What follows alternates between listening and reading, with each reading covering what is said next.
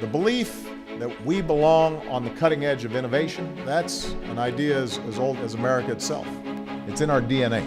We know that what these young people are doing, this is what's going to make a difference in this country over the long haul. I created a nanoparticle that's kind of like the Swiss Army knife of cancer treatment. A UV light lunchbox that kills bacteria off fruits and food. My project was I actually built a detection method for buried landmines. I did my project on sheep genetics and Cotswold sheep, the natural color versus the white genes. The smartphone works with a Bluetooth-enabled heart rate monitor to detect if there's a medical emergency and then notify contacts with where you are, what happened, what's going on, where they can find you. We created an adaptive hand device for a girl in Georgia. So did you play the game or you designed the game? I designed the game. You designed the game. Sheesh. Well, that's pretty impressive. So current cancer treatments, there are two major problems. First, it's not specific towards cancer cells, so it kills normal cells in addition to cancer cells. So that has very low patient quality of life. And then the second problem is although it kills the majority of cancer cells, it doesn't really kill the source of cancer cells. So my nanoparticle can detect cancer cells in the body, eradicate the cancer cells, and then monitor the treatment response. The objective of this project really was just to personalize cancer treatment to make it more effective and how it can overcome a problem that all of society is facing. We're very proud of you. Thank you. Go cure cancer. Thank you. Yeah, I like that. First of all, I have cousins who live in Mozambique and have to deal with the daily threat of landmines. I heard their stories and was really inspired by what they had to say. So while all this was running through my head, I was at the piano one night playing the piano, and I noticed that when I played certain chords or notes, the strings on a nearby banjo would resonate. And so I heard that and made the connection and thought maybe I can use the same principle to detect buried landmines. So I started doing this kind of research and somehow ended up at the White House. So this has just a very direct application to the sheep that are on your farm. Yes, sir. Fantastic. There's only 2,500 registered Cotswolds in the United States, and that includes white and natural colored.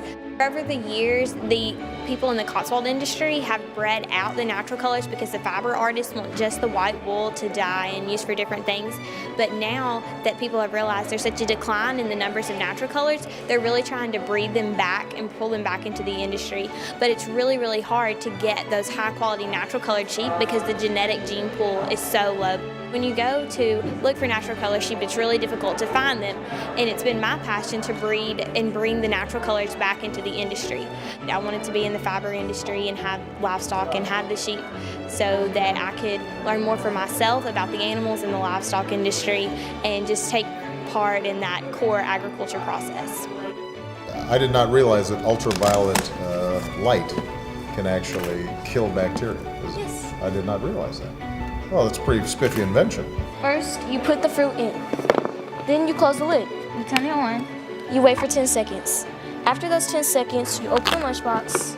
You simply take your fruit out and you eat it. A lunchbox that helps people.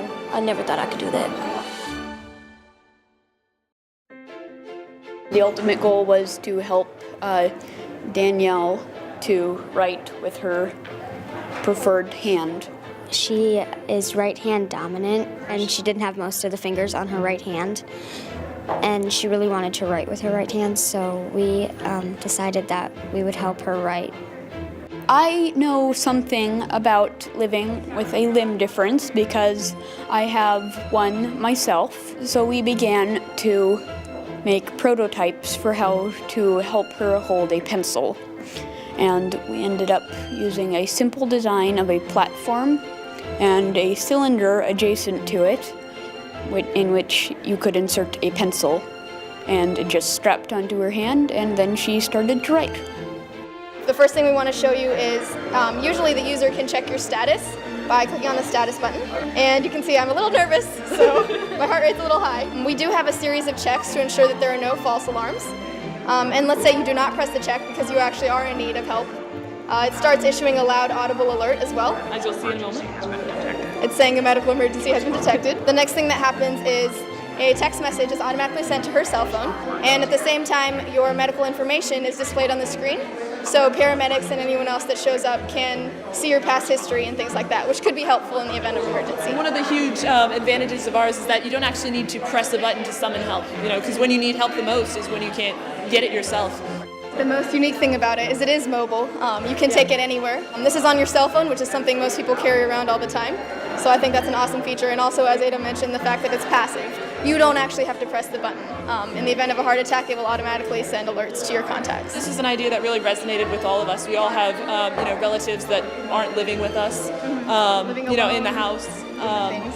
who are far away. I know my grandfather had a stroke and in the backyard, and we, didn't know exactly what was going on, for a while, and I always kind of wondered, what if we'd been able to, find him sooner or whatever. And so this is just to kind of, give them that security of having, family members when they need them. In this game, I want people to be environmental, pretty much. What the game is about, it's there's polluting factories in a city, and the other people can't breathe. So this one right here has to pretty much go around and collect like coins and hearts and get their score to 500, so they can win the game and people can breathe better. It's really cool, though. Thanks. How long did it take you to design it? A couple months. So you want to be a game designer? Maybe. Yeah, you're only 5th grade. You don't have to make up your mind now. It's young people like you that make me so confident that America's best days are still to come.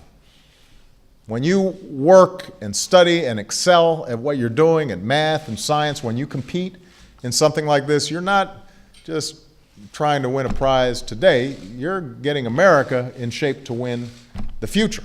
What I would say to people, especially girls, who are interested in STEM activities, is that you should be. Find other people who have similar interests, and I think working in a team helps a lot. Like, you can bounce ideas off of each other. You're not on your own. Just go out there and go for it and do it. I mean, there are infinite possibilities. You can do anything you want. Just being a woman doesn't hold you back from anything. I feel like I can make a difference and develop technology that's really going to help people. As a kid, I asked a lot of why questions, and I found that science and math usually were the answers, the coolest answers to all of my why questions. By knowing that your ideas might change the future, it's something that I like. I mean, it's a great field for everybody, and there's nothing that should hold women back or put men in front of us. Don't give up on the first thing that doesn't work out. Keep going, keep trying until you succeed. And after you succeed, keep going and keep going. Don't be shy. Try your hardest to do what you can do, because sometimes if you try hard enough, you can make it come true.